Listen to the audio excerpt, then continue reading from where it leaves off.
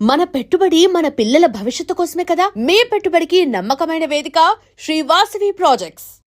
బయట మీ ఫ్యాన్స్ మీ పిఆర్ కూడా చాలా వర్క్ చేశారు. అండ్ ఒక ఇన్సిడెంట్ జరిగింది, ఆదిరెడ్డి గారికి మీ ఫ్యాన్స్ కావచ్చు పిఆర్ కావచ్చు వార్నింగ్ ఇస్తూ ఒక లెటర్ కూడా రిలీజ్ చేశారు. మీరు బిగ్ బాస్ హౌస్లో ఉన్నారు కాబట్టి అది మీ దృష్టికి వచ్చిందా?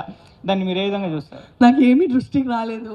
నేను బయటకు వచ్చేసి నా ఇన్స్టాగ్రామ్లో చూస్తే ఎందుకయ్యా గోలలు పెట్టుకుంటున్నారు, ఆర్కైవ్ చేయండి, అది తీయండి, అది మాకు ఎవరు శత్రువులు వద్దు, అందరూ మా పరంగా ఉండని, మా పరంగా లేదంటే కూడా వాళ్ళ ఇంట్లో బాగుండని, తీయండి ఈ లెటర్లన్నీ ఏం చేస్తున్నా ఇన్స్టాగ్రామ్లో.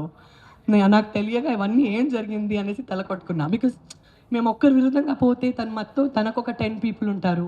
తను నా విరుద్ధంగా వస్తే నాకు 10 మంది నాకు 10,000 10 లక్షల ఫ్యాన్స్ ఉంటారు. వీళ్ళు గొడవ ఆడ గొడవ ఎందుకయ్యా గొడవలు? ఉండే గొడవలు సరిపోలేదా బిగ్ బాస్లో?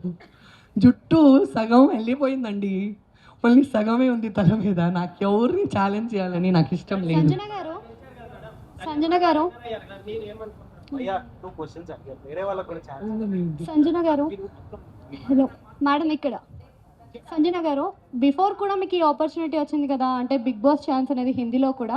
సో మీరేం అబ్జర్వ్ చేశారు? చేంజెస్ ఏమైనా వచ్చాయా ఆఫ్టర్ బిగ్ బాస్ కానీ, అదర్ లాంగ్వేజెస్ బిగ్ బాస్ కానీ, ఇప్పుడున్న బిగ్ బాస్ కానీ మీ లైఫ్లో వచ్చిన చేంజెస్ ఏంటి అసలు? ముజ్సే షాదీ కరోగి అనే ఒక షో చేశాను నేను హిందీలో. అది బిగ్ బాస్ కాదు, అది అసలు బిగ్ బాస్ కాదు, అది ఫార్మాట్ కంప్లీట్లీ డిఫరెంట్. అండ్ ఈ బిగ్ బాస్ ముందు ఏదైనా నడుస్తుంటే మేము వెంటనే రెస్పాండ్ అవుతాము. బిగ్ బాస్ తర్వాత ఏదైనా నడుస్తుంటే ఆలోచించి రెస్పాండ్ అవ్వాలి అనేసి ఒకటి అర్థమైంది. అదొకటి చేంజ్ నాలో వచ్చింది. ఇందాక కూడా ఆలోచిస్తాను, ఇప్పుడు 3 సార్లు ఆలోచించి తర్వాత మాట్లాడతాను. ఒక వ్యక్తిగా ఆ చేంజెస్ మీలో వస్తాయి. ఎందుకంటే మీరు 100 కెమెరాలతో బ్రతికారు కదా,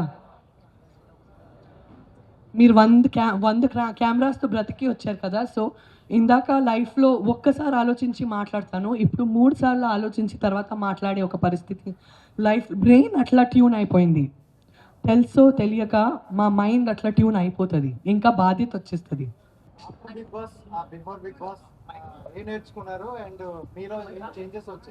నేను ఆల్రెడీ చాలా ఒక డౌన్ టు ఎర్త్ పర్సనే. సో బిఫోర్ బిగ్ బాస్ కూడా నేను అట్లే ఉండే. ప్రతి ఒక్కరికి నాకు చాలా వాల్యూ ఉంటుంది లైఫ్లో. నేను ఒక్క స్పూన్ రైస్ కూడా వేస్ట్ చేయను నా ఇంట్లో కూడా, అక్కడ కూడా అట్లే ఉండే. కానీ బిగ్ బాస్లో నేను ఏం నేర్చుకున్నానంటే, సపోజ్ మా ఇద్దరికి ఒక ఆర్గ్యుమెంట్ నడిస్తే బయట ప్రపంచంలో మేము వాట్సాప్లో బ్లాక్ చేసేసి లైఫ్ అంతా మాట్లాడము, ఆ వ్యక్తితో పొగురులో ఉంటాం. అది ఇమీడియట్గా మేము కరెక్షన్ చేసుకోవాలి. తర్వాత మీరు మాట్లాడతారో లేదో అది ప్రాబ్లం లేదు, కానీ ఆ ఒక బ్లాకింగ్ వల్లే చాలా ఇబ్బందులు అవుతాయి. వాళ్ళు పోయేసి 1000 మందితో మా గురించి మాట్లాడతారు, మేము పోయేసి మా బాధ చెప్పుకుంటాము. చాలా కాంప్లికేటెడ్ అయిపోతుంది లైఫ్ని కాంప్లికేట్ చేయకండి. లైఫ్ చాలా చిన్నది, సంతోషంగా బ్రతకండి. ఎవరితో అయినా ఆడతేడా జరిగితే అప్పుడే అది చదువుకోనండి అనేసి నేను లెర్న్ చేస్తూనే చాలా బిగ్ లెసన్. ఇమాన్యుయల్ గారిది మీది బాండింగ్ చూసుకుంటే, బాండింగ్ అని మీరు అనుకోకపోయినా అది బెస్ట్ బాండింగ్తోనే బయటకు వచ్చారు. బట్ అలాంటి బాండింగ్లు చాలా ఉన్నాయి. బర్నీ గారి బాండింగ్ వల్ల ఎక్కువ ఎఫెక్ట్ పడింది అన్నారు. సో అది ఏం చెప్తారు బాండింగ్ల గురించి? కంప్లీట్ సీజన్ 9 అని చెప్తారు. నేను చాలా లక్కీ అండి, నాకు ఇమాన్యుయల్ లాంటి ఒక అబ్బాయి దొరికాడనేసి. నిజంగా ఆ హౌస్లో తన మనసు చాలా మంచిది. గేమ్లో టాస్క్ పెట్టినప్పుడు మాకు డిఫరెన్సెస్ వస్తాయి, అదే కదా ఆట అంటే. కానీ అట్లాంటి ఒక వ్యక్తి వచ్చేసి నేను నిజంగా 4th వీక్కి నేను అయిపోయాను అని అనుకున్నా. ఎందుకంటే నాకు అలారిక్ నా అబ్బాయి వచ్చేసి, నా అమ్మాయి గురించి నాకు టెన్షన్ లేదు, ఎందుకంటే షీ వాజ్ 5.5 months, ఇప్పుడు తను 9 months ఉంది. సో తనకు తెలీదు నేను పోయాను అనేసి. నా మరదలు తనకి చాలా బాగా చూసుకుంటారు. కానీ నా అబ్బాయి వచ్చేసి తనకు ఆల్రెడీ తెలుసు, మమ్మీ అనేది ఇది నా మమ్మీ, నేను మమ్మీ లేకుండా ఉండను, మమ్మీ కూడా తను లేకుండా ఉండదు. నాకు నా అబ్బాయి ఇక్కడే పెట్టుకుంటాను, నా నడుము దగ్గర తన్ని. సో నాకు తను లేకుండేసరికి నా వల్ల కావట్లేదు, ఇంకా దేవుడా ఇంకా ఇక్కడ 11 weeks ఎట్లా బ్రతకాలనేసి నేను ఏడుస్తూ కూర్చున్నాను. టాస్క్లు బాగా చేస్తున్నాను, లేస్తే డాన్స్ చేస్తున్నాను, ఎందుకంటే ఒక బాధ్యత ఉంది. మేము నేషనల్ టెలివిజన్లో ఉన్నాము, నేషనల్ టెలివిజన్లో ప్రతి ఒక్క లేడీస్ చూస్తే ఇట్లుండాలిరా అనేసి అనుకోవాలి, ఇట్లా ఏడుస్తూ ఉండాలయ్యా, ఇది అసలు ఎనర్జీనే లేదనేసి నా గురించి ఆలోచించకూడదు. ఆ టైంలో వచ్చేసి నాకు ఒక ఎమోషనల్గా నా వైపు నించుకునే వ్యక్తి వచ్చేసి ఇమాన్యుయల్. అండ్ బాండ్స్ అనేది ప్రతి ఒక్కరికి ఇంపార్టెంట్ అండి. ఇప్పుడు నేను కూడా ఒక ఆర్టిస్టు, నేను మీ అందరి మీద అంత ప్రేమ పెట్టుకున్నాను, మీరందరూ నా మీద అంత ప్రేమ పెట్టుకున్నాను కాబట్టి మీరు ఇక్కడికి వచ్చారు. లైఫ్ అంటేనే బాండ్స్ కదా, బాండ్స్ లేకుండా ఏ వ్యక్తి బ్రతకలేం కదా. అంటే గేమ్లో స్లోగా ఉన్నారని చెప్పేసి, యాక్టివ్గా లేరని చెప్పేసి కామెంట్స్ వచ్చాయి. తర్వాత మీరు కంబ్యాక్ ఇస్తా అని చెప్పారు. సో కంప్లీట్గా చేంజ్ అయిపోయింది మీకు? నేను ఎప్పుడు గేమ్ చేంజ్ చేయాలని అనుకోలేదు. నేను గేమ్ ఇలా ఆడాలి అనుకోలేదు, అలా ఆడాలి అని అనుకోలేదు. నాకు ఆ క్షణం ఎట్లెట్లా అనిపించింది, అట్లట్లా అన్నీ పోయింది.